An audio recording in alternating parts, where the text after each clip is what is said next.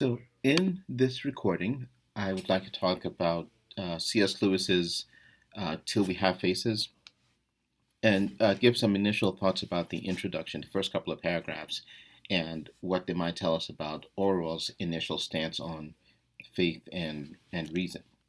So she begins this by saying, I am old now and have not much fear from the anger of the gods. I have no husband, nor child, nor hardly a friend through which they can hurt me.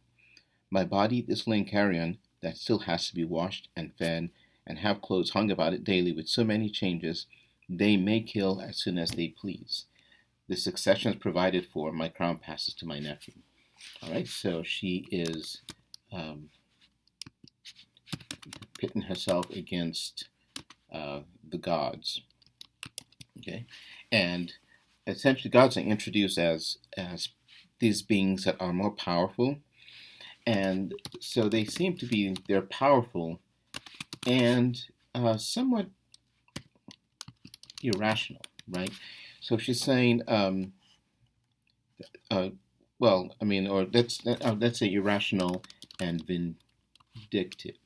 Okay, so she's saying, well, the reason I don't have anything to fear from the gods now because they really can't do anything to me. So that's her view of the gods. That they're these beings who are powerful, but they're somewhat irrational and vindictive, right? So she says, there's nothing they can do to hurt me, right? So let's go on and see what she has to say.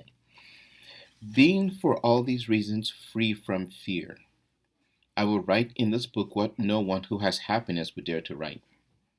I will accuse the gods. Okay, so that's what she wants to do.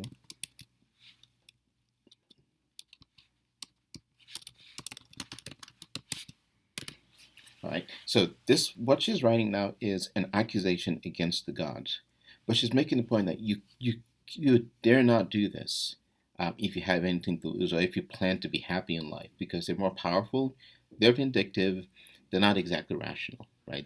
That's how she is presenting them. So she says, I will accuse the gods, especially the God who lives on the gray mountain. That is, I would tell all he has done to me from the very beginning, as if I were making my complaint of him before a judge. Right? So she's making a complaint, and she wants this to be an official complaint. Now, if we think about this in our day and age, we have an institution for complaints like this, which we call the courts, right? And so the whole system is a deliberative system designed to get at truth, right, as best we can. Right, so the process is to find a way to adjudicate between people and to get at the truth of a situation. Right? So in this case, that's what she's doing. She's essentially taking the gods to a court, but she can't bring them to a human court, right? So she goes on to say, but there is no judge between gods and men. Right? So there's no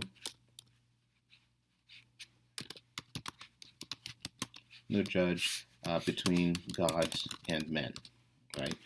And the idea here is you don't have a superior being that can, serve as judge between gods and men. And she says, and the God of the mountain will not answer me. And she says, terrors and plagues are not an answer. Okay, so we're back to the idea that they're powerful, irrational, and vindictive. So she has the idea that you accuse the gods, and they get angry because you're not worshiping them or you're not treating them with respect, and they send plagues and terrors. And she says, yeah, you can do that all you want, and of course I'm afraid of you, but that's not an answer, right? You haven't responded to my charge against you, the gods. So what does she decide to do? She says she's going to write in Greek, and she's hoping that someday, she says, it may someday happen that a traveler from the Greek lands will again lodge in this place and read the book. Okay, so this book is an accusation against the gods, right?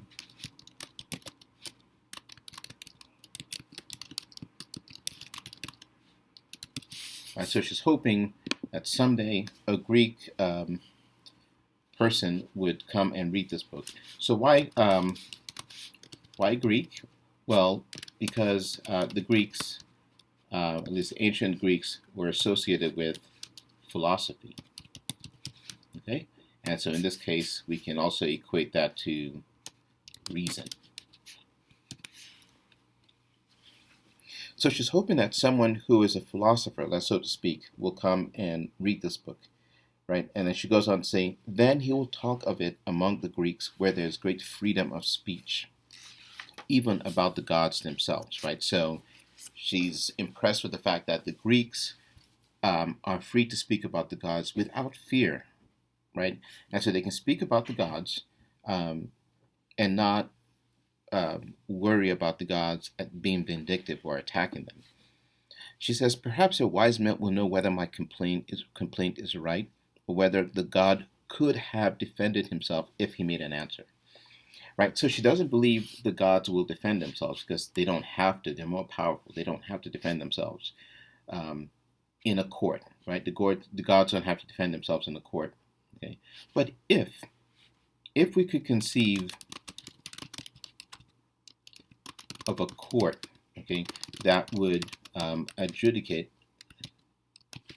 between gods and humans, what would that court be like? So, and as we get the answer from Orual, at least from her perspective, okay, it would be the court of reason, okay, because she seems to believe that the perfect judge, okay, would be the philosopher, right? So if the expert or the purveyor of reason, right, the person who can look at both sides and see her case and also judge the case of the gods and then make a decision. Okay, so it's reason for Orual stands over the gods and human beings. Right? It is the one thing that everyone's subject to. So even though the gods are more powerful, they're subject to reason just as human beings are. So both gods and humans are subject to reason. Okay. And so that's the purpose of this book. The book is to lay out her case like she would in court, right, with all her motivations or all her reasons, her recollections, and then she believes now that the gods are transparent to some degree. Well, actually, later in the book we'll see that's part of the problem. But she says, I mean, it's fair enough based on what the gods are to us, how they interact with us. We know well enough about that.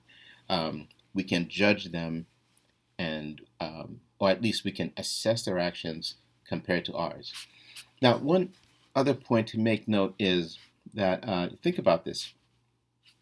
If you took someone to court, or let's think of a situation, right? So if I steal a car and park it in a grocery store parking lot and it gets stolen, would I call the police? So think about that. So if I steal a car and park in a grocery store parking lot and it gets stolen, would I call the police? Now you can see how bizarre that would be, right? If I call the police and say, well, I stole this car and it got stolen from me, right? So the basic idea here is that you only make a legal complaint when you are confident of your standing. Okay, I should say only, but I mean you reasonably make a legal complaint when you are confident of your standing, right? So I can call the police if my car gets stolen because the car is legally mine. But if I stole the car, I wouldn't want to call the police because I don't have a standing.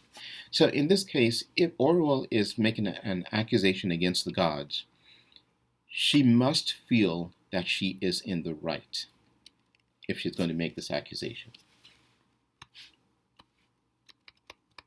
Okay. So since Orual is making this accusation, she must feel that she is in the right, or is at least justified. And so her position is secure, her position is just. And then from that position of being just, of being secure, being in the right, she is going to make this accusation against the gods. Now, later in the book, she clarifies, at the end of part one, she clarifies exactly the 4 points that she's accusing the god of. And they're not unreasonable, okay, but we'll see what those accusations are later.